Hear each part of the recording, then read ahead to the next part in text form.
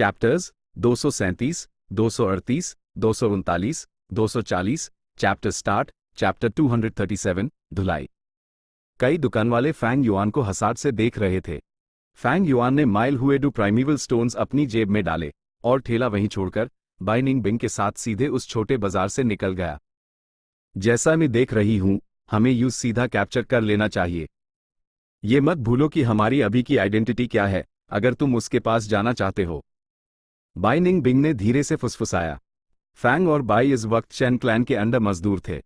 उन्होंने इसी आइडेंटिटी के दम पर काफिले में घुसपैठ की थी, लेकिन अब यही चीज फैंग युआन के लिए शांगशिन सीआई के पास जाने में सबसे बड़ी रुकावट बन गई थी।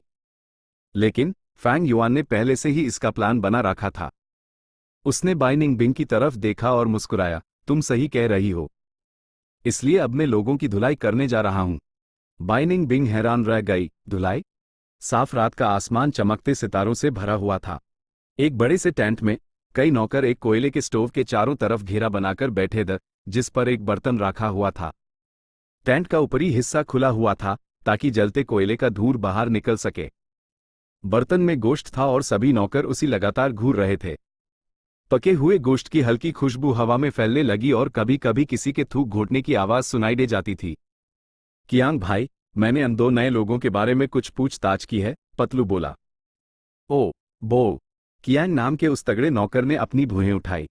इन दोनों को जीय पहाड़ के पास वाले गांव के मुखिया ने इंट्रोड्यूस करवाया था, पतलू ने जवाब दिया। तो ये बात है, मुझे याद है वो गांव का मुखिया पहले एक मोर्टल था। वाइस लीडर को एक स्ट्रैटेजिक पॉइंट चाहिए था और उन्होंने बस यही उसी अवेकन कर दिया। तो उनका ये बैकग्राउंड था। ग्रुप को जैसे सब कुछ समझ आ गया था। बेशक उनके पीछे एक गू मास्टर है, तो क्या? कियांग भाई की बहन हमारे मालिक चैन शिन की दासी है, कोई चिल्लाया। ये दो नए लोग कुछ ज्यादा ही हिम्मत वाले हैं, अगर उन्हें सबक नहीं सिखाया तो क्या वो फ्यूचर में हमारे सर पर नहीं चढ़ जाएंगे? शांत रहो, हम सब कियांग भाई की सुनेंगे, किसी और ने चिल्लाकर कहा। टेंट में शांति छा गई और सब कियांग भाई की तरफ देखने लगे। कियांग भाई थोड़ा हिचकिचाता हुआ लग रहा था।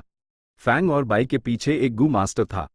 भले ही ये गू मास्टर चैन क्लैन का मेंबर ना हो, भले ही ये गू मास्टर एक बूढ़ा आदमी हो जिसका एक पैर काबर में हो, आखिरकार वो एक गू मास्टर तो था। क्या तुमने पता लगाया कि इन दोनों का उस बूढ़े गांव के मुखिया से क्या रिश्ता है? पतलू ने फौरन एक अजीब सा चेहरा बनाया। ये कियांग भाई, आप भी जानते हैं कि हमारी आइडेंटिटी के साथ इतना भी पता लगाना कोई आसान काम नहीं है। कियांग भाई हिचकिचाया। बॉस, ये दो नए लोग हद से ज्यादा अनरीजनेबल हैं।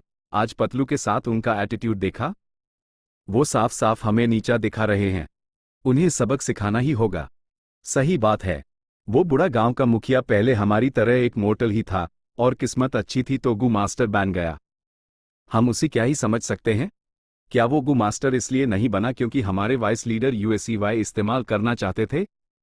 वो एक हाई रैंक नौकर से ज्यादा कुछ नहीं है। इसके अलावा काफिले के सौदागरों को हमेशा खतरों का सामना करना पड़ता है। अगर ये दोनों मर भी गए तो वो गांव का मुखिया हमारे चेन क्लैन से हिसाब बराबर करने की हिम्मत नहीं करेगा। शोर शराबे ने कियांग भाई के माथे पर सिलवटें और गहरी कर दीं। पतलू काफी देर से सिचुएशन को ऑब्जर्व कर रहा था। वो फैंग और बाई के लिए मुसीबत खड़ी करना चाहता था, लेकिन सुबह उल्टा फैंग युआन ने हाई यूएसईवाई दबा दिया, जिसके कारण उसके दिल में फैंग युआन के लिए नफरत भर गई थी। लेकिन वो जानता था कि उसका कोई बैकग्राउंड नहीं है और वो बदला लेने के लिए सिर्फ कियांग भाई पर हाई डिपेंड कर सकता है। जब उसी लगा कि वक्त सही है, तो वो बोला, यार, मुझे तो अपने कानों पर यकीन ही नहीं हो रहा जो मैंने अभी सुना।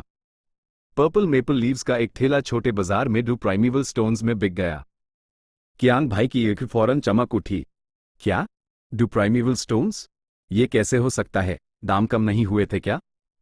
कैसी किस्मत है, किस बेवकूफ ने खरीदा? पतलू ने टांस कसा और नफरत और हसाद से बोला, और कौन हो सकता है? जैंग क्लैन की वो छोटी मैडम है, एक मोर्टल है पर उसकी किस्मत देखो, कितनी अच्छी जिंदगी जी रही है। डैम इट, मुझे याद है कैसे मैंने कुछ सामान स्मगल किया था और कितना सस्ता बेचना पड़ा था। मेरी किस्मत इन दोनों जैसी क्यों नहीं है? कियांग भाई की ईद खून से लाल हो गई। उसने गुस्से से कहा, कल हम उन्हें उनकी जगह दिखाएंगे। नए लोगों को अपने सीनियर्स की इज्जत करनी चाहिए। अगर उन्हें रूल्स नहीं पता तो हम उन्हें अच्छे से सिखा देंगे। हाँ, कियांग भाई जैसा कहेंगे हम वैसा ही करेंगे। कियांग भाई बहुत समझदार हैं। पतलू ने चापलूसी की। फिर एक करछी से स्टू निकला। गोश्त का स्टू तैयार है। कियांग भाई, प्लीज टेस्ट कीजिए। गोश्त की खुशबू नाक में घुस रही थी। कई नौकरों के गले की घंटियां हिली जब उन्होंने अपना थूक घोंटा। कियांग भाई ने अपने होठ चाटे और करछी ली।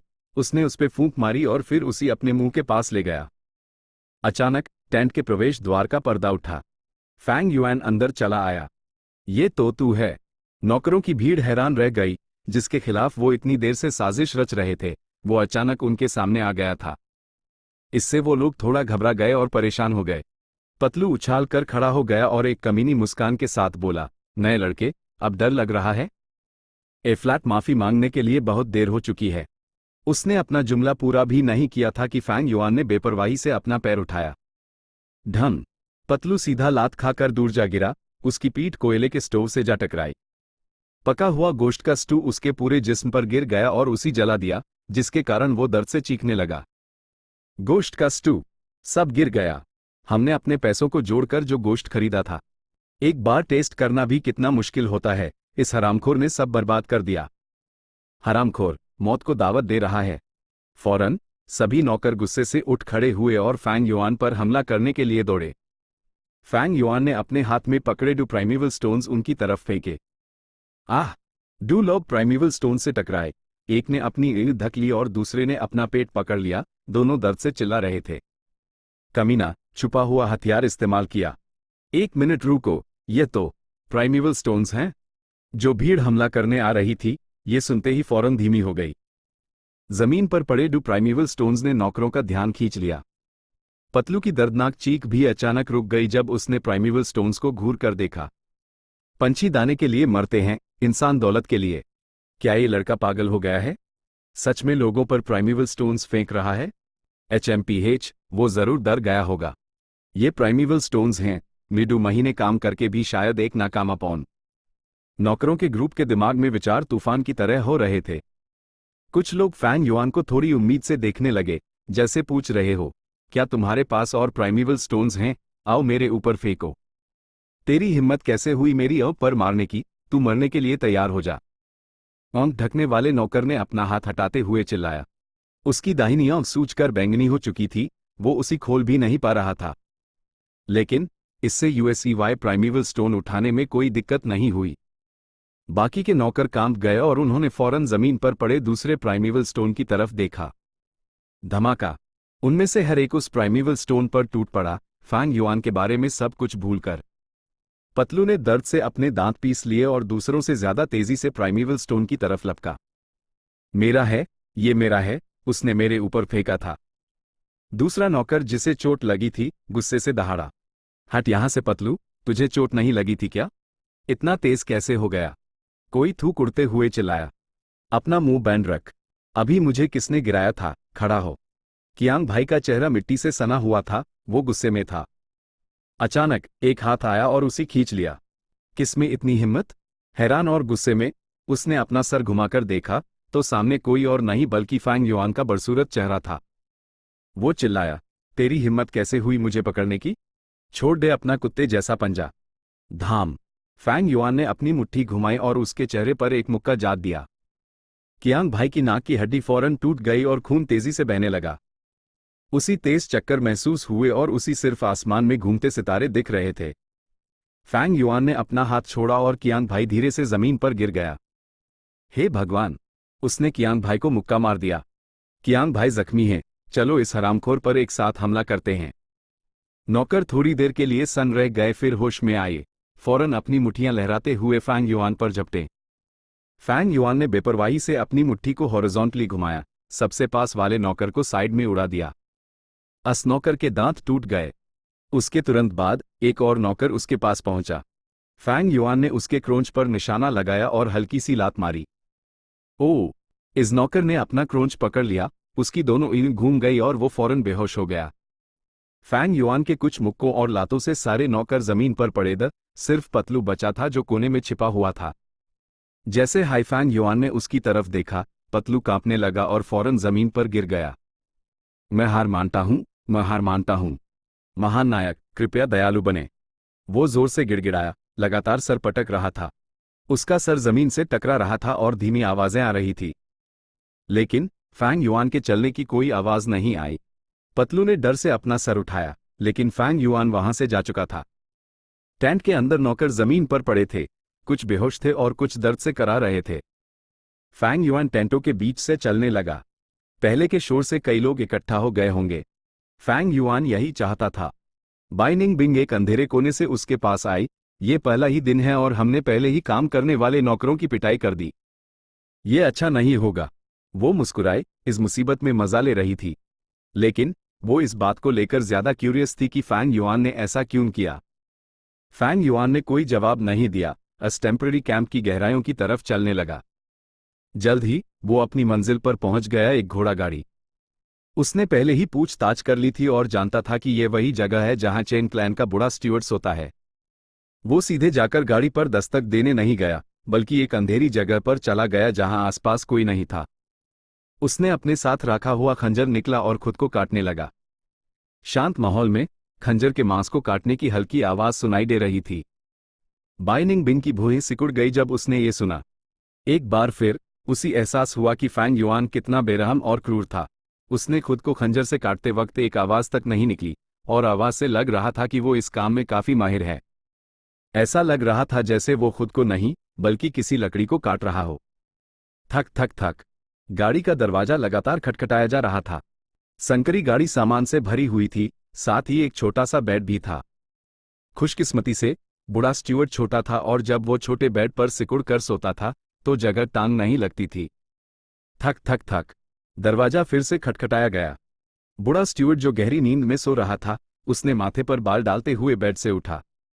Bang bang bang. दस्तक तेज होती जा रही थी। बूढ़े स्टीवर्ड ने अपनी लाल एनी खोली। कौन है? मैं हूं, बूढ़े स्टीवर्ड। दरवाजे के बाहर से एक आवाज आई। ये आवाज अनजान थी लेकिन थोड़ी जानी पहचानी भी लग रही थी। बूढ़े स्टीवर्ड के माथे पर सिलवटें और गहरी हो गई, और काफी देर बाद उसे याद आया कि यह आवाज यूएस नए लड़के की है जो आज सुबह हाई ज्वाइन हुआ था। एक नए लड़के को रूल्स नहीं समझ आते। रात के बीच में किसी की नींद खराब करने का क्या मतलब है? चैप्टर 238, मादम, मुझे बचाइए। बूढ़े स्टीवर्ड का गुस्सा आसमान छू रहा था। उसने फैंग युआन को एक ना भूलने वाला सबक सिखाने का फैसला किया। बैंग। उसने दरवाजा खोला, लेकिन उसके सामने जो नजारा था वो फैंग युआन के GHAAV और खून के धब्बे थे। बूढ़ा स्टीवर्ड काफी चूक गया। अपना गुस्सा भूलकर उसने पूछा, तुम, क्या हुआ? क्या किसी जानवर के झुंड ने हम पर हमला कर दिया? नहीं, बूढ़े स्टीवर्ड। वो चोर जिन्होंने मुझे जख्मी किया और मेरे प्राइमेवल स्टोन्स छीन लिए। बूढ़े स्टीवर्ड, आपको मेरे लिए इंसाफ करना होगा। फैंग युआन ने अपने आंसू पोंछे और चिल्लाया। Dot dot dot dot dot dot dot dot dot. आह, दर्द हो रहा है। क्या वो पागल चला गया? कमीना, वो पागल बहुत ताकतवर है। टेंट के अंदर का नजारा पूरी तरह से अस्त व्यस्त था। गोश्त के स्टू की खुशबू अभी भी थी, लेकिन उसे बचाया नहीं जा सकता था और बर्तन पूरी तरह से टूट चुका था। नौकरों का ग्रुप धीरे धीरे होश में आ रहा था। या तो उनकी नाक से खून बह रहा था और चेहरे सूजे हुए थे, या वो ठंडी हवा में सांस खींच रहे थे। कमीना, एक नया लड़का हमें मारने की हिम्मत करता है, यह हद से ज्यादा हो गया। हम तो उसके पास परेशानी खड़ी करने गए भी नहीं थे और उसने पहले ही हमारे साथ झगड़ा शुरू कर दिया। वे ये गुस्सा बर्दाश्त नहीं कर सकता। हम इसे ऐसे ही नहीं जाने दे सकते। हमें उससे बदला लेना ही होगा। कैसे? क्या तुम उसे हरा सकते हो? हम उसे क्यों हराएंगे? हम बस उसकी शिकायत करेंगे और बूढ़े स्टीवर्ड को उससे निपटने देंगे। ये नया लड़का बहुत अत्याचारी है। हम बाद में उसके साथ कैसे काम कर पाएंगे? सही बात है। वो 2 प्राइमेवल स्टोन्स जो उसने फेंके थे, मुझे दो। ये सबूत होगा, कियांग भाई ने अचानक कहा। टेंट में फौरन खामोशी छा गई। सब जानते थे कि यह कियांग भाई द्वारा इस्तेमाल किया गया एक बहाना था। जिन नौकरों को प्राइमेवल स्टोन्स नहीं मिल पाए थे, वो इसे खुशी से देख रहे थे, पतलू और एक दूसरे नौकर की तरफ देखते हुए। दोनों कुछ बड़बड़ा रहे थे, लेकिन बोले नहीं। साफ था, वो उसी देना नहीं चाहते थे। कियांग भाई बिल्कुल भी बेवकूफ नहीं था।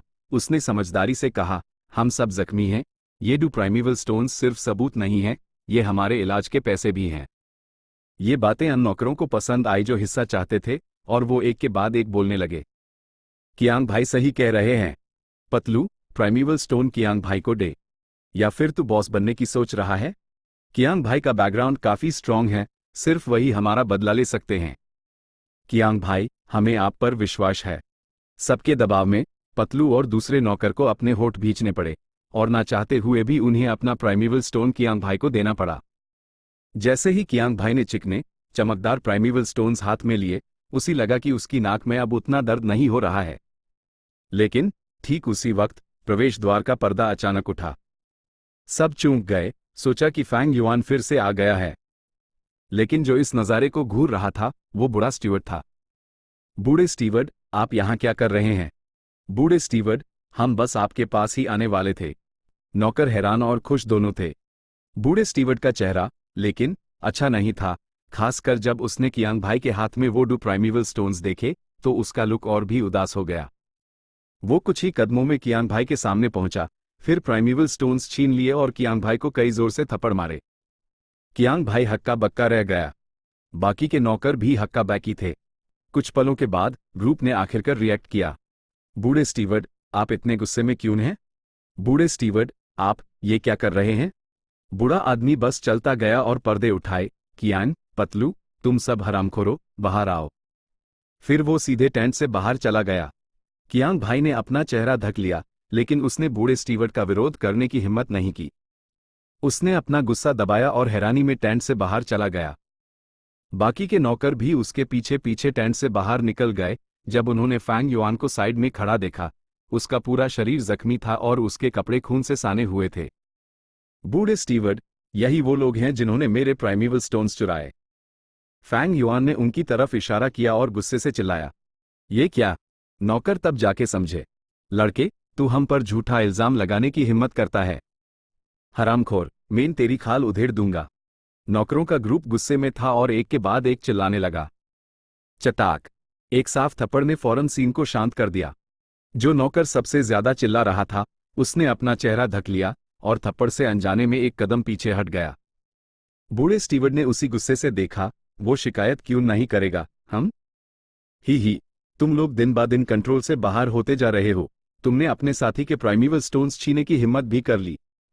बूढ़ा स्टीवर्ड नए लोगों पर होने वाले अत्याचार से पूरी तरह वाकिफ था, लेकिन उसी ये देखकर खुशी होती थी। ये एक जरूरी प्रोसेस था। एक तरफ ये नए लोगों के घमंड को दबाता था, जिससे उसका सुपरविजन का काम आसान हो जाता था। दूसरी तरफ ये पुराने और नए लोगों के बीच सामंजस्य को भी बढ़ावा दे सकता था। लेकिन इस बार का अत्याचार हद से ज्यादा हो गया था। उन्होंने सीधे प्राइमेवल स्टोन्स हाई छीन लिए। उनमें और डाकुओं में क्या फर्क था? बूढ़े स्टीवर्ड, ये वैसा नहीं है जैसा आप सोच रहे हैं। किसी ने शिकायत की। चटाक, एक और साफ थप्पड़। बूढ़े स्टीवर्ड का लहजा ठंडा हो गया। मैंने तुमसे बोलने के लिए कहा क्या? बूढ़े स्टीवर्ड, हमें बोलना ही होगा। हाँ, हम पर इल्जाम लगाया जा रहा है। कई नौकर चिल्लाए, गलत महसूस कर रहे थे। हम यहाँ विक्टिम हैं। बूढ़ा स्टीवर्ड गुस्से से उबल पड़ा और जोर से चिल्लाया। तुम लोगों ने उसके प्राइमेवल स्टोन्स लिए और तुम ये कहने की हिम्मत कर रहे हो कि तुम पर इल्जाम लगाया जा रहा है। ये 2 प्राइमेवल स्टोन्स उसके हैं या नहीं? बोलो, सच सच बोलो। हाँ हाँ है तो, लेकिन। चटाक चटाक, 2 थप्पड़। दोनों नौकर चुप हो गए। बूढ़े स्टीवर्ड ने उनकी तरफ इशारा किया और गुस्से से डांटा। ठीक है, प्राइमेवल स्टोन्स छीने की बात भूल जाते हैं। तुमने चाकू इस्तेमाल करने की हिम्मत भी की। तुममें बहुत हिम्मत है। बोलो, किसने चाकू इस्तेमाल किया? जब नौकर अपाहिज हो जाते थे और काम नहीं कर पाते थे तो उनका इलाज और देखभाल खर्चा बन जाता था। अगर ऐसे मामले देर से सुलझते तो गू मास्टर के गुस्से का निशाना बूढ़ा स्टीवर्ड हाई बनता। चाकू इस्तेमाल किया? हमने नहीं किया। बूढ़े स्टीवर्ड, हम सब अनुभवी हैं, ये बात कौन नहीं जानता? सब बकवास। तुम्हें क्या लगता है मैं अंधा हूं? अगर तुमने चाकू इस्तेमाल नहीं किया तो उसके घाव कहां से आए? क्या तुम मुझे ये कहना चाहते हो कि उसने खुद को काट लिया? बूढ़ा स्टीवर्ड गुस्से से चिल्लाता रहा। बाइनिंग बिंग ने मन हाय मन सोचा, जब वो कुछ दूर एक अंधेरे कोने से ये सीन देख रही थी। बूढ़े स्टीवर्ड, आप काफी स्मार्ट हैं, आपने सच में गैस कर लिया। चटाक चटाक चटाक। बूढ़े स्टीवर्ड का गुस्सा चरम पर पहुंच गया था जब उसने एक के बाद एक नौकरों को थप्पड़ मारे। हर नौकर को कुछ थप्पड़ पड़े। बूढ़े स्टीवर्ड के अथॉरिटी के डर से किसी ने भी बोलने की हिम्मत नहीं की। वो सिर्फ गुस्से में अपनी मुट्ठियां भींच सकते थे। उनके माथे की नसें फूल गई थी और दांत पीसने से आवाजें आ रही थी।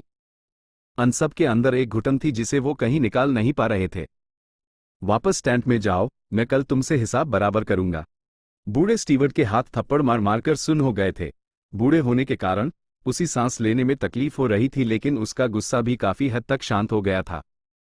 नौकरों ने इस आदेश का विरोध करने की हिम्मत नहीं की, लेकिन जाने से पहले अन सबने गुस्से से फैंग युआन की तरफ देखा, उसकी छवि को अपने दिलों की गहराइयों में उतार लिया।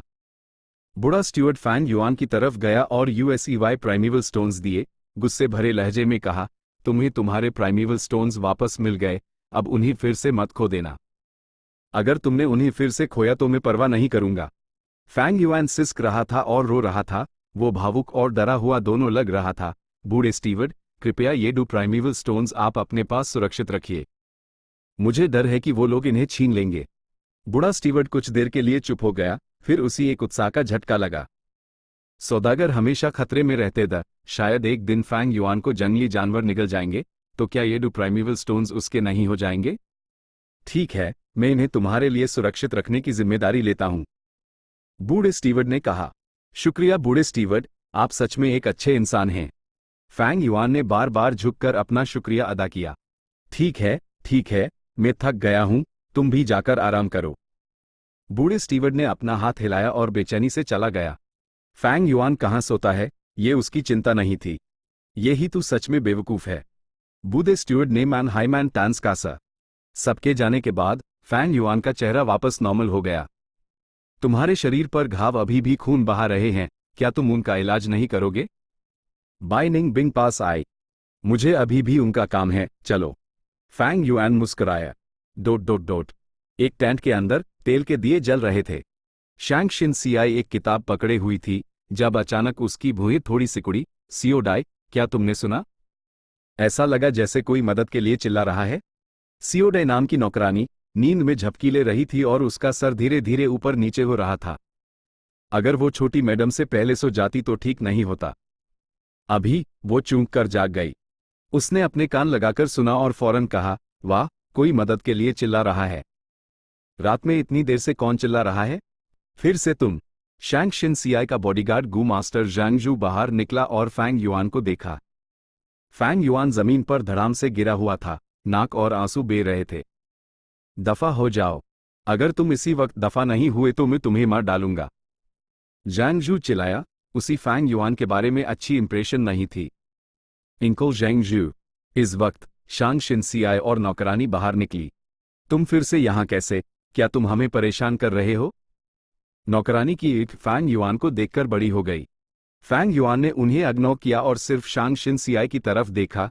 जांग क्लैन की मैडम, मेरी जिंदगी आपकी वजह से बर्बाद हुई है और अब सिर्फ आप ही मुझे बचा सकती हैं।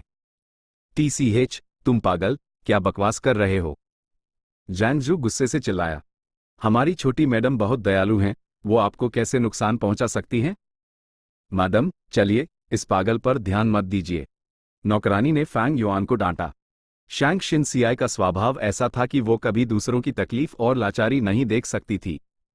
फैंग युआन का खून से सना और जख्मी शरीर पहले ही उसकी सिंपैथी जीत चुका था। ए फ्लैट, उसके शब्दों के साथ, अगर शांग शिन सियाई इसमें शामिल नहीं होती तो वो जरूर अच्छे से सो नहीं पाती। तुम कहते हो कि मैंने तुम्हें नुकसान पहुंचाया है? तुम्हारा क्या मतलब है?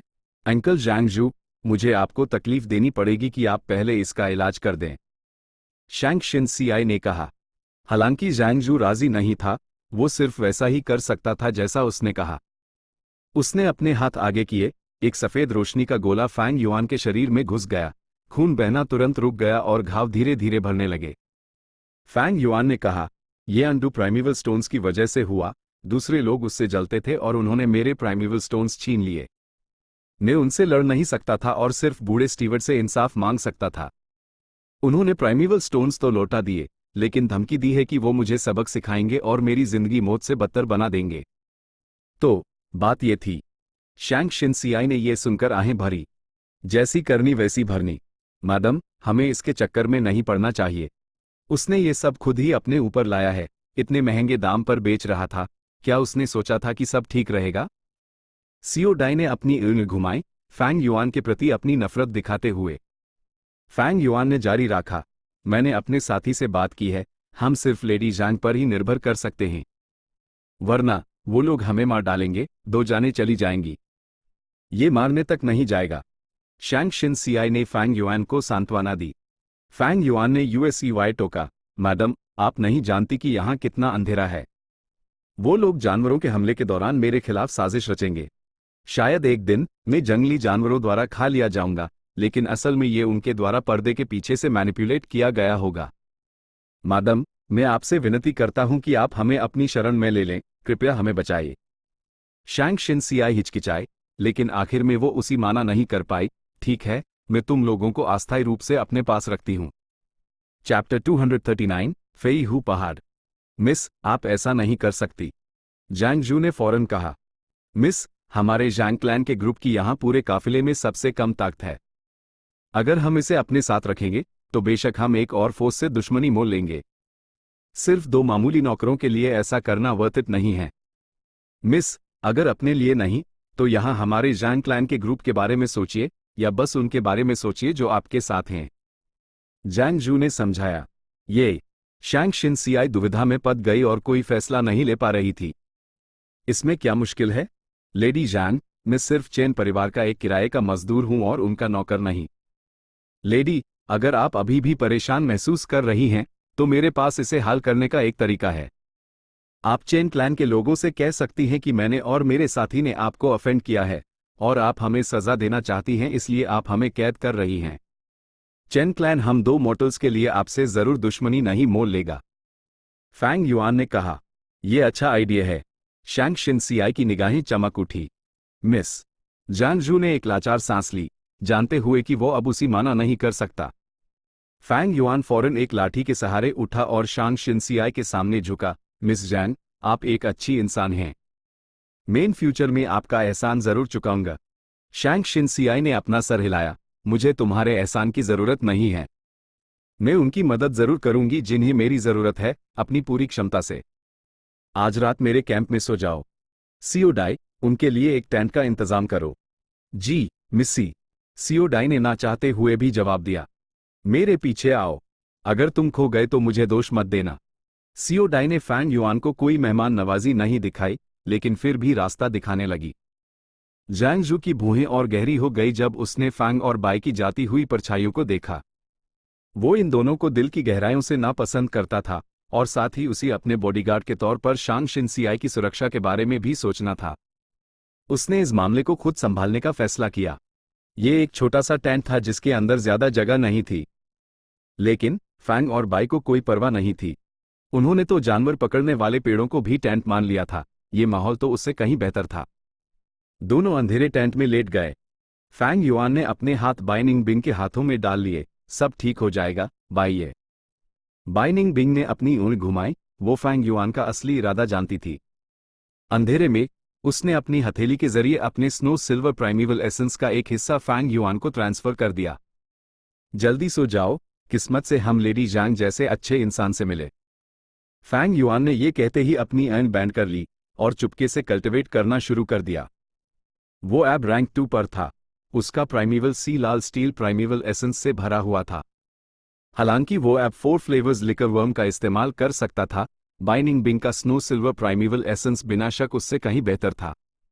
फैंग युआन के लिए बाइनिंग बिंग के यहां होने से 4 फ्लेवर्स लिकर वर्म ने अपना उस खो दिया था। स्नो सिल्वर प्राइमेवल एसेंस ने अपर्चर को साफ और रिफाइन किया, फैंग युआन के एक्यूमुलेशन को तेजी से बढ़ाया। यूजी ब्रेथ कंसीलिंग गू के साथ अपनी ऑरा लीक होने की चिंता करने की जरूरत नहीं थी। उसका भेस टूटने की संभावना नहीं थी जब तक वो अपने शरीर के बाहर गू वॉर्म्स का इस्तेमाल ना करे। अभी ब्रेथ कंसीलिंग गू ने अभी तक दुनिया के मंच पर सही से कदम नहीं रखा था। उसकी पिछली जिंदगी में सिर्फ 150 साल बाद इसे शिकार के राजा सनगण ने पॉपुलर बनाया था। उसके बाद 50 सालों के अंदर इस बड़े युद्ध में जो पूरे सदर्न बॉर्डर को प्रभावित कर गया था, ब्रेथ कंसीलिंग गू का बड़े पैमाने पर इस्तेमाल किया गया और उसने सबका ध्यान खींचा। दूसरे शब्दों में, फैंग युआन की पिछली जिंदगी के अनुसार इंसानियत 150 साल बाद हाई ब्रेथ कंसीलिंग गू से बचने के लिए सतर्क होगी, और 200 साल बाद उनके पास ब्रेथ कंसीलिंग गू के खिलाफ जवाब देने के तरीके और अनुभव होंगे। ब्रेथ कंसीलिंग गू एक रैंक 3 गू था। इस काफिले में कोई रैंक 4 गू मास्टर नहीं था और हालांकि कई गू मास्टर्स वो, हीतू और बाई 2 साधारण लोगों पर खास ध्यान क्यों देंगे। स्नो सिल्वर प्राइमेवल एसेंस का एक हिस्सा इस्तेमाल होने के बाद फैंग युआन ने फौरन क्रोकोडाइल स्ट्रेंथ गू एक्टिवेट कर दिया। नई ताकत के कुछ हिस्से उसके शरीर में हमेशा के लिए जुड़ गए। उसका पंजा अब सफेद नहीं था, बल्कि मजबूत काले लोहे जैसा था। ये एक मजबूत नींव की तरह था, जो लगातार बढ़ती ताकत को स्थिर रूप से सहारा दे रहा था। रात चुपचाप गुजर गई। अगले दिन सुबह सुबह जब सूरज अभी निकला ही था, पूरा कैंप जाग गया। थोड़ी देर की भागदौड़ के बाद काफिला अपने सफर पर फिर से निकल पड़ा। ज़ांग जू सीधे चेन क्लैन के पास नहीं गया, बल्कि पहले अपने अधीनस्थों के जरिए चुपके से पूछताछ की। कल रात सच में एक लड़ाई हुई थी, और कई लोगों ने उसी देखा था। जहां तक कियांग भाई और उसके ग्रुप की बात है, उन्होंने इस सच को छिपा लिया था कि फैंग युआन ने उन्हें पीटा था। अगर ये पता चल जाता कि इतने सारे लोग एक फैंग युआन को नहीं हरा पाए, तो उनकी सारी इज्जत मिट्टी में मिल जाती। वो फिर कैसे घूम पाते? असल में उन्होंने कल सब कुछ तय कर लिया था और झूठी कहानियां गढ़ ली थी जिस पर वो सब सहमत थे, ये कहते हुए कि उन्होंने नए लड़के को परेशान किया और फैंग युआन ने उन्हें प्राइमेवल स्टोन्स ऑफर किए, लेकिन बाद में उसी गुस्सा आया और उसने बूढ़े स्टीवर्ट को ढूंढ लिया। लड़ाई सच में होने की पुष्टि करने के बाद ज़ांग जू निकला और काफिले में चेन क्लैन के हेड को ढूंढा। यह वाइस लीडर सोच में पड़ गया जब उसने सुना कि उसके डू मॉर्टल अधीनस्थ ने ज़ांग शिनसियाई को अफेंड किया और उन्हें हिरासत में ले लिया गया है। हालांकि वो डू मॉर्टल्स के लिए ज़ांग क्लैन को अफेंड नहीं करेगा। अगर वो आसानी से समझौता कर लेता तो चेन क्लैन की प्रतिष्ठा गिर सकती थी। इसके अलावा नौकरों में उसके कुछ करीबी लोग भी थे, इसलिए उसने पूछा कि वो कौन से दो नौकर थे। ज़ांग जू का जवाब सुनकर चेन क्लैन का वाइस लीडर थोड़ा हैरान हुआ। यूजी इन दोनों के बारे में कुछ याद था, उसने उन्हें बूढ़े गांव के मुखिया के रिक्वेस्ट पर अंदर आने दिया था। लेकिन सोचो, उन्होंने अपने पहले ही दिन गड़बड़ कर दी। उसके अनुसार फैंग और बाई को बूढ़े गांव के मुखिया के रिश्तेदार होना चाहिए, लेकिन इससे क्या फर्क पड़ता है? बूढ़ा गांव का मुखिया कोई ऐसा था जिसे उसने अनलाइटन किया था और वो उसके कंट्रोल में था। इन दोनों को छोड़ देना उसके लिए कोई मायने नहीं रखता था। इसके अलावा वो वही द जिन्होंने जुर्म किया था, चेन क्लैन पर मुसीबत लाए थे, मौत भी उनके लिए पर्याप्त सजा नहीं होगी। जैसे ही उसने ये सोचा, वाइस लीडर ने पहले ही इन दोनों को ज़ांग क्लैन के साथ विवाद सुलझाने के लिए छोड़ने का फैसला कर लिया था। लेकिन उसने एक मुश्किल चेहरा बनाया। भाई ज़ांग, मैं आपसे नहीं छिपाऊंगा, हमारे चेन क्लैन के पास शायद पर्याप्त मैन पावर ना हो अगर आप इन दोनों को ले जाते हैं। हम अपने गू मास्टर्स से काम नहीं करवा सकते और सामान नहीं उठवा सकते, ठीक है ना? ऐसा करते हैं, मैं अपने स्टीवर्ड को बुलाता हूं। वो सिचुएशन को समझता है। अगर सच में मैन पावर की कमी हुई तो हम शायद उन दोनों को इस समय आपको नहीं दे पाएंगे। हम उन्हें अस्थायी रूप से यहां रखेंगे और अगले गांव में नए वर्कर्स मिलने के बाद आपके ज़ांग क्लैन को उनसे निपटने के लिए दे देंगे। ये ठीक है। ज़ांग जू ने साह हिलाया। वाइस लीडर मुस्कुराने से खुद को रोक नहीं पाया। इस तरह कोई अफवाह नहीं फैलेगी कि चेन क्लैन ज़ांग क्लैन से डरता है। बूढ़ा स्टीवर्ट थोड़ा नर्वस था जब उसे बुलाया गया। क्या मुझसे कोई गलती हो गई? लेकिन जब उसी सिचुएशन साफ हुई तो उसी अचानक जैसे जान आ गई। ये तो स्वर्ग से भेजा गया मौका था। इन दोनों की किस्मत सच में खराब है, ज़ांग क्लैन के हाथों में पड़ गए। मारो, तुम दोनों मारो, तब वो 2 प्राइमेवल स्टोन्स मेरे हो जाएंगे। ये सोचते हुए बूढ़े स्टीवर्ड ने फौरन अपनी छाती पीट कर गारंटी दी कि मैनपावर के साथ कोई इशू नहीं है। अगर कोई इशू होता भी तो वो अंडू प्राइमेवल स्टोन्स के लिए अपने थके हुए बूढ़े शरीर को दांव पर लगाकर खुद सामान उठाने के लिए तैयार था। ए फ्लैट इस मामले पर धूल जम चुकी थी। ज़ांग जू ने विदा ली। उसका दिल लेकिन भरा हुआ महसूस कर रहा था। आने वाले दर्जन भर दिनों में फैंग और बाई दिन में काम करते और रात में कल्टिवेट करते। काफिला ज़ियो पहाड़ से बहुत दूर निकल चुका था और अब फेईहू पहाड़ के क्षेत्र में था। फैंग युआन जानता था कि वो ज़ियो पहाड़ से जितना दूर होंगे, उसकी आइडेंटिटी उतनी ही छिपी रहेगी और इसलिए उतनी ही सुरक्षा होगी। इन कुछ दिनों की कल्टीवेशन के जरिए उसने आधे क्रोकोडाइल की ताकत हासिल कर ली थी। दुर्भाग्य से बहुत सारे बोन स्पीयर गू भूख से मर गए थे। उसके पास मिल्क स्प्रिंग की मात्रा पर्याप्त से कम थी।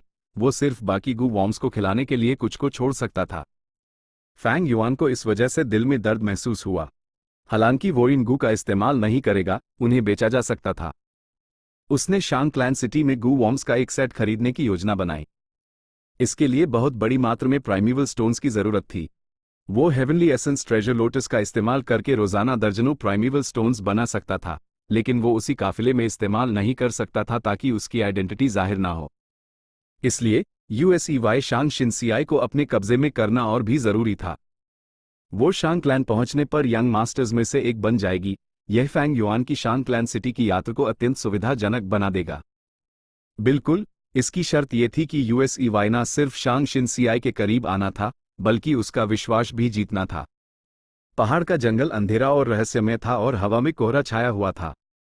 काफिला धीरे धीरे संकरे पहाड़ी रास्ते से आगे बढ़ रहा था, और जैसे जैसे वो आगे बढ़ते गए, कोहरा और घना होता गया। उनकी दृष्टि की सीमा इतनी सिकुड़ गई कि वो सिर्फ 10 कदम तक ही देख सकते थे। फेईहू पहाड़ कोहरे से ढाका हुआ था।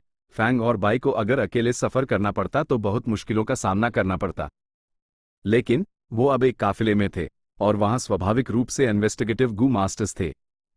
अचानक उनके सामने कुछ शोर हुआ। काफिला रुक गया। क्या हो रहा है? कोई गड़बड़ है।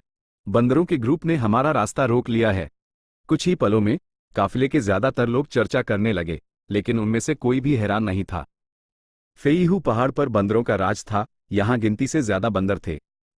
इस जगह से गुजरने वाले काफिले बंदरों के ग्रुप द्वारा रोक लिए जाते थे और लूटे जाते थे। जिसे भी कुछ अनुभव और ज्ञान था, वो इस पर हैरान नहीं होता। फेईहू पहाड़ के बंदर? ही, मैंने इनके बारे में किताबों में पढ़ा है। सोचा नहीं था कि आज मैं उन्हें खुद देख पाऊंगी। बाइनिंग बिंग ने थोड़े उत्साह के साथ धीरे से कहा। शुरू में जब काफिले पहली बार फेईहू पहाड़ से गुजरे उनकी बंदरों के ग्रुप के साथ एक बड़ी लड़ाई हुई थी। उन्होंने बंदरों की लहरों पर लहरों को मार गिराया, लेकिन बंदरों के ग्रुप बार बार सामने आते रहे। आखिर में काफिले या तो बर्बाद हो गए या हार मानकर पीछे हटना पड़ा। फेईहू पहाड़ एक समय सौदागरों के लिए एक वर्जित और ना पार किए जाने वाली जमीन के रूप में जाना जाता था। अगर ये कोई और पहाड़ी श्रृंखला होती तो अलग अलग जंगली जानवर एक दूसरे को नियंत्रण में रखते और गुजरने के लिए एक गैप होता। लेकिन फेईहू पहाड़ में सिर्फ डाकू बंदर थे। वो एक साथ रहते और हालांकि बंदरों के ग्रुप्स के बीच लड़ाइयां होती थी, अगर कोई बहरी दुश्मन सामने आता तो सभी डाकू बंदर एकजुट हो जाते थे। ऐसी ताकत का सामना एक काफिला नहीं कर सकता था।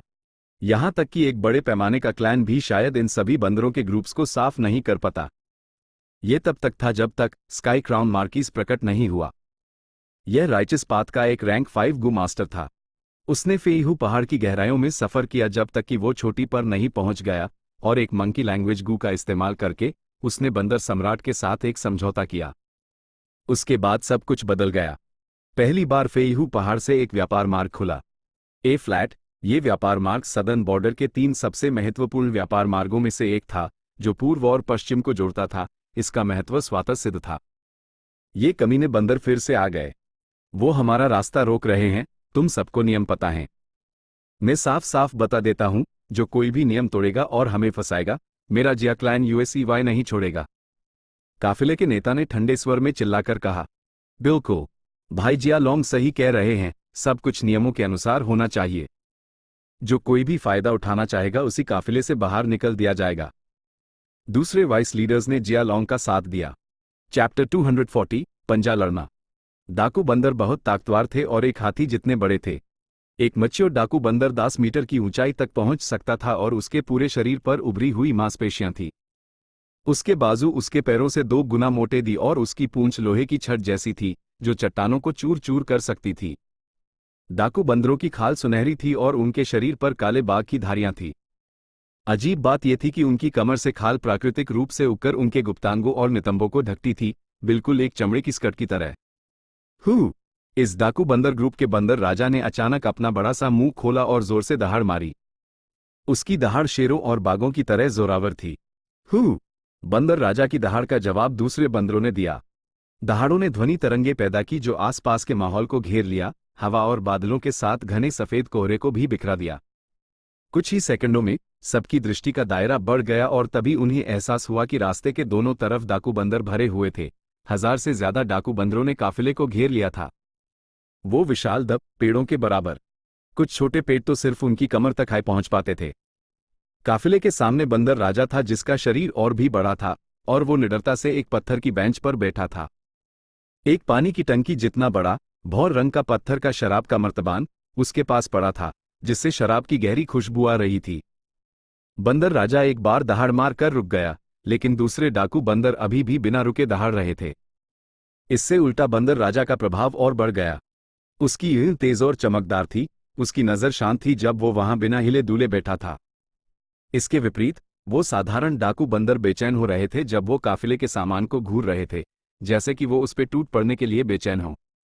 बंदर, लोमड़ी और भेड़िए जैसे जंगली जानवरों में बुद्धि होती है। इस डाकू बंदर राजा की बुद्धि शायद 3 साल के बच्चे के बराबर ही थी और चालाक लाइटनिंग वुल्फ के लेवल की नहीं थी, लेकिन ये कम्युनिकेट करने के लिए काफी थी। काफिले के नेता जिया लोंग ने बंदर राजा पर अपनी एन सिकोड़ी और अचानक कहा, जिया योंग, जाओ। जी चीफ। जिया योंग खड़ा हुआ। वो लंबा और मोटा था, खासकर अपने उभरे हुए पेट के साथ, लेकिन असल में वो काफी हट्टा कट्टा था। वो एक डिफेंसिव गू मास्टर था और उसका लाइफ बाउंड गू वाटर आर्मर गू था। वो एक रैंक 2 गू मास्टर था और पानी में लड़ने में माहिर था। एक बार जब वो एक नदी में तैर रहा था, उसने किस्मत से एक नाव के आकर के कछुए का सामना किया और उसी मार डाला। उसके शरीर से एक टॉर्टस स्ट्रेंथ गू प्राप्त किया। उसके इस्तेमाल के बाद उसने हमेशा के लिए एक कछुए की ताकत हासिल कर ली। बंदरों के ग्रुप जिया योंग को पास आते देख और भी जोर से दहाड़ने लगे। उनकी आवाजों ने पूरे जंगल को हिला दिया। जिया योंग ने गंभीर चेहरा बनाया, अपनी आस्तीनें ऊपर की और बंदर राजा के सामने खड़ा हो गया। बंदर राजा विशाल था और बैठे हुए भी वो जिया योंग से एक सर ऊंचा था। उसने जिया योंग की तरफ देखा और दहाड़ा। कई डाकू बंदर फौरन हौंफते हुए एक पत्थर की मेज ले आए। पत्थर की मेज एक बेड जितनी बड़ी थी और बेहद भारी थी। जमीन पर गिरने पर एक धीमी आवाज आई। 2 और डाकू बंदर आए और एक पत्थर का स्टूल ले आए, उसी बंदर राजा के सामने रख दिया। बंदर राजा ने पत्थर की मेज पर हाथ मारा। आवाज ऐसी आई जैसे उसने एक बड़े ढोल को पीटा हो। जिया योंग ने एक घूंट थूक निगला और बैठ गया। उसने अपनी दाहिनी कोहनी मेज पर रखी और अपनी बांह आगे बढ़ाई। बंदर राजा ने भी उसी तरह अपना बायां हाथ आगे बढ़ाया। दोनों हथेलियां एक दूसरे को कास कर पकड़ ली। मेज के पास एक बुद्धिमादा डाकू बंदर थी जो अचानक चिल्लाई। जिया योंग और बंदर राजा ने इशारा सुना और फौरन अपनी बाहों में ताकत लगाई। इस अनोखे तरह के ताकत के मुकाबले की शुरुआत की। डाकू बंदर ताकत का सम्मान करते थे और पंजा लड़ना उनकी मुख्य सामाजिक गतिविधि थी। जवान बंदर पैदा होने के तुरंत बाद पंजा लड़ा सकते थे। पंजा लड़ना डाकू बंदरों के लिए सिर्फ एक खेल नहीं था, ये विवादों को सुलझाने का एक आम तरीका भी था। अतीत में राइचस गू मास्टर स्काई क्राउन मार्क्वस सिर्फ एक रैंक 5 गू मास्टर था। वो इस ताकत से पहाड़ को साफ नहीं कर सकता था। ये डाकू बंदरों की पंजा लड़ने की प्रथा हाई थी, जिसका इस्तेमाल करके वो डाकू बंदर पहाड़ की चोटी तक पहुंचा और बंदर सम्राट के खिलाफ जीता। तभी वो बंदरों के ग्रुप का अनुमोदन प्राप्त कर सका और एक समझौते पर पहुंचा, व्यापार मार्ग खोला। तब से फेईहू पहाड़ से गुजरने वाले कोई भी काफिले इस समझौते का पालन करते और डाकू बंदरों के साथ पंजा लड़ाते। अगर वो जीत जाते तो उन्हें डाकू बंदरों का अनुमोदन मिल जाता और वो बिना टैक्स दिए गुजर सकते थे। अगर वो हार जाते तो उन्हें बंदरों के ग्रुप को अपने सामान का एक हिस्सा लेने देना पड़ता था। इससे काफिले अपना व्यवसाय कर सकते थे और डाकू बंदर भी लाभ प्राप्त करने में खुश थे। जैसे जैसे साल बीतते गए और काफिले समझौते का पालन करते रहे, व्यापार मार्ग धीरे धीरे फलने फूलने लगा और समझौता भी धीरे धीरे स्थिर हो गया। जिया योंग बंदर राजा के सामने बैठा, लाल हो गया था। उसका चेहरा बिगड़ गया था क्योंकि वो पहले ही अपनी पूरी ताकत लगा रहा था। लेकिन वो अभी भी बंदर राजा की ताकत का सामना नहीं कर पा रहा था और उसकी बांह धीरे धीरे एक तरफ झुकने लगी, जब तक कि आखिर में बंदर राजा की बांह ने जिया योंग की बांह को मेज पर पटक नहीं दिया। जीत! बंदर राजा उठा और उत्साह से अपनी छाती को अपनी मुट्ठियों से पीटने लगा। बाकी के बंदर दहाड़ रहे थे और चिल्ला रहे थे। शोर भयानक था। जिया योंग अपना सर झुकाए काफिले की तरफ वापस चला गया। जब वो वापस जा रहा था तो डाकू बंदरों ने उसका मजाक उड़ाया। कुछ ने अपनी चमड़े की स्कर्ट उठाई, जिया योंग को अपने पिछवाड़े दिखाए, कुछ ने मुंह बनाए और कुछ ने उसकी तरफ उंगलियां हिलाई। सोचा ना था कि एक दिन आएगा जब मैं जानवरों के एक झुंड द्वारा मजाक का पात्र बनूंगा। जिया योंग ने एक लाचार सांस लेते हुए अपने चेहरे पर एक कड़वी मुस्कान के साथ कहा। जिया लोंग ने कोई एक्सप्रेशन नहीं दिखाया और बस अपना हाथ उठाया। जिया क्लैन के सैनिक आगे बढ़ने लगे। बंदर उनकी तरफ टूट पड़े और गाड़ियों से मनमाने ढंग से सामान लेने लगे। जिया क्लैन ने पहले ही सावधानी से विचार किया था। उन्होंने ऊंचे गुणवत्ता वाले कोयले के पत्थरों को एक रंगीन और शानदार रेशमी और पतले कपड़े की परत से ढक दिया था। बंदर सब इन रंगीन कपड़ों से आकर्षित हो गए और ज्यादा कीमती राख भौर रंग के ऊंचे गुणवत्ता वाले कोयले के पत्थरों को छोड़ दिया। बंदर अपनी पसंद से बहुत खुश कपड़ों के साथ खेल रहे थे। कईयों ने कपड़े को अपनी बाहों, कमर पर लपेटा और यहां तक कि कपड़े को अपने कंधों पर भी ओढ़ लिया। पूरा दृश्य शोर शराबा और अव्यवस्थित था। जिया पिंग कहाँ है? जिया लोंग ने भारी आवाज में चिल्लाकर कहा।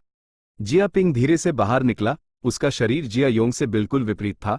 वो लकड़ी जैसा पतला था और बेहद कमजोर दिख रहा था।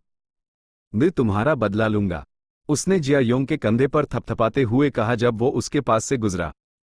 भाई जिया पिंग के आने से ये काम तो आसानी से हो जाएगा। जिया योंग ने हाथ जोड़े और एक जबरदस्ती की मुस्कान दी। जिया क्लैन के लोगों ने जिया पिंग को आगे बढ़ते देख राहत की सांस ली। उनके चेहरे साफ तौर पर शांत हो गए। डाकू बंदरों ने जिया पिंग के शरीर को देखकर अजीब चीखें मारी। उनकी निगाहें अपमान और तिरस्कार से भरी हुई थी। बंदर राजा पहले ही बैठ चुका था। उसने बेपरवाही से शराब का मर्तबान उठाया और एक घूंट बंदर शराब पी। ये सच में जानवर हैं, लोगों को उनके रूप से जज करते हैं। जिया लोंग ने टांस कासा। जिया पिंग कमजोर दिखता था, लेकिन असल में उसके पास दो भालुओं की ताकत थी।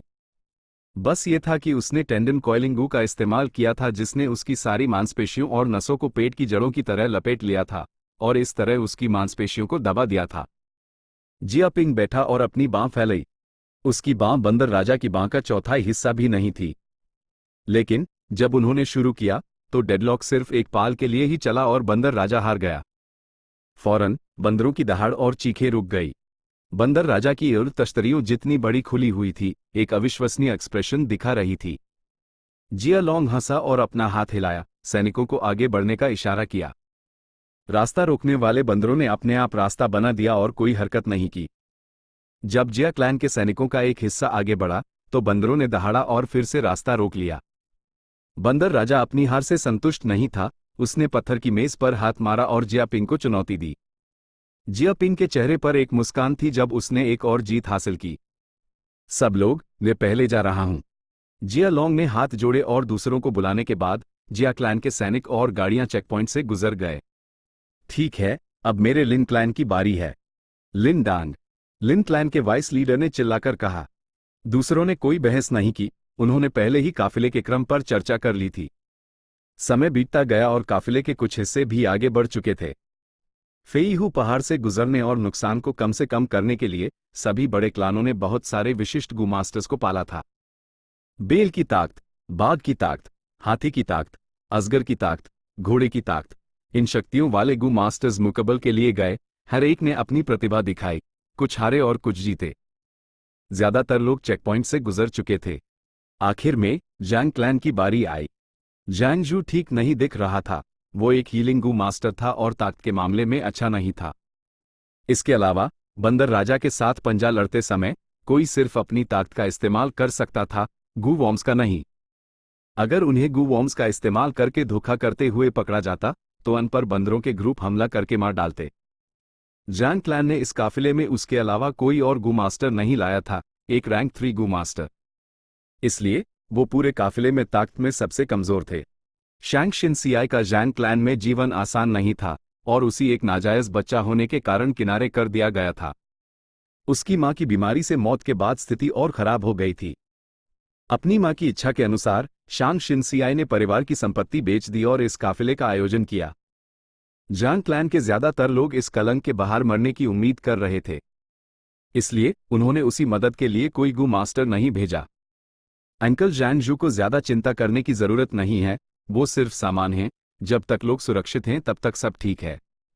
शैंग शिनसियाई का दिल नाजुक था। उसने जब जैंग जू का चेहरा देखा तो उसी प्यार से सांत्वना दी। सिर्फ जैंग क्लैन बचा है। TCH चा देखने की जरूरत नहीं, वो जरूर हारेंगे। मैं नस जैंग जू को काफी अच्छे से जानता हूं। सुना है कि जैंग क्लैन की लड़की ने ये सौदागर ग्रुप खुद ऑर्गेनाइज किया है। इसलिए सामने आने के लिए सिर्फ जैंग जू है। कई गू मास्टर चेकपॉइंट के पीछे खड़े एक अच्छा शो देखने का इंतजार कर रहे थे। अन सब ने कम या ज्यादा कुछ सामान खोया था। उनका मूड स्वाभाविक रूप से बहुत अच्छा नहीं था। तुलना से खुशी मिलती है। दुर्भाग्यशाली लोग अक्सर एक और दुर्भाग्यशाली व्यक्ति को देखकर राहत महसूस करते थे। कई लोग जैंग क्लैन को देख रहे थे, अपने दिलों में सांत्वना ढूंढने की कोशिश कर रहे थे। सामान खोया जा सकता है, सिर्फ जिंदगियां ही सच में महत्वपूर्ण हैं। अंकल जैंग जू, आपको जाने की जरूरत नहीं है, हम इन बंदरों के ग्रुप को सामान लेने देंगे। शैंग शिनसियाई ने कहा। हाय मिस, आप नहीं जानती, हम मुकाबला किए बिना नहीं गुजर सकते। ये बंदर बहुत जिद्दी हैं, हमें पंजा लड़ना ही होगा। मिस, हम हार सकते हैं लेकिन हम दूसरों को हमें नीचा नहीं दिखाने दे सकते। मिट जाऊंगा। जैंग जू ने हाथ जोड़े और मजबूरी में बाहर निकल गया। रुको, रुको। ठीक उसी वक्त फैंग युआन भीड़ से बाहर निकला। मिस जैंग, आपने मुझ पर एहसान किया है, मुझे जाने दीजिए। उसने हाथ जोड़े और शान शिनसियाई से कहा। तुम? नौकरानी सियोडाई ने अपनी आंखें घुमाई। तुम एक गू मास्टर नहीं हो, इस संकट के समय में मुसीबत मत बढ़ाओ। शैंग शिनसियाई मुस्कुराई। हीतू, मैंने तुम्हारी भावना समझ ली है। ये कोई मजाक नहीं है, बंदर राजा में बहुत ताकत है। क्या तुमने नहीं देखा कि कुछ गू मास्टर्स की बाहें टूट गई थी? मिस, अगर मेरी बाहें भी टूट जाएं, तो भी मैं आपका एहसान चुकाऊंगा। फैंग युआन ए डिग रहा। तुम ऐसे कैसे हो सकते हो, अपनी सीमाएं नहीं जानते। अगर तुम्हारी बांह टूट गई, तो क्या मेरी मिसी को ही तुम्हारा इलाज करने में समय बर्बाद नहीं करना पड़ेगा? सियोडाई ने घृणा से अपना हाथ हिलाया। परेशानी मत खड़ी करो। लेडी जैंग, आप नहीं जानती, मेरे पास बचपन से ही अद्भुत ताकत रही है, यहां तक कि बचपन में बड़े लोगों के पास भी उतनी ताकत नहीं थी जितनी मेरे पास थी। मुझे इस बार जाना ही होगा। फैंग युआन फिर मुड़ा और बंदर राजा की तरफ चल पड़ा। हे टू! शैंग शिनसियाई यूएसईवाई रोकना चाहती थी, लेकिन जैंगजू ने यूएसईवाई रोक लिया। मिस, वो कोई बेवकूफ नहीं है, उसके पास जरूर कुछ कॉन्फिडेंस होगा। कभी कभी हमें दूसरों पर विश्वास करना चाहिए, जैंगजू ने समझाया। असल में उसी फैंग युआन पर कोई विश्वास नहीं था। उसने सिर्फ सोचा कि ये अनमॉर्टल्स को एक अच्छा सबक सिखाएगा जिन्होंने उसके लिए परेशानी खड़ी की थी। देखो, जैंग क्लैन ने सच में एक नौकर को भेजे दिया। हाँ, जैंग क्लैन के पास लोग नहीं बचे, वो एक नौकर को बेइज्जती करवाने के लिए भेजे रहे हैं। फैंग युआन की छवि ने जल्द ही दूसरों का ध्यान खींच लिया। Chapter and.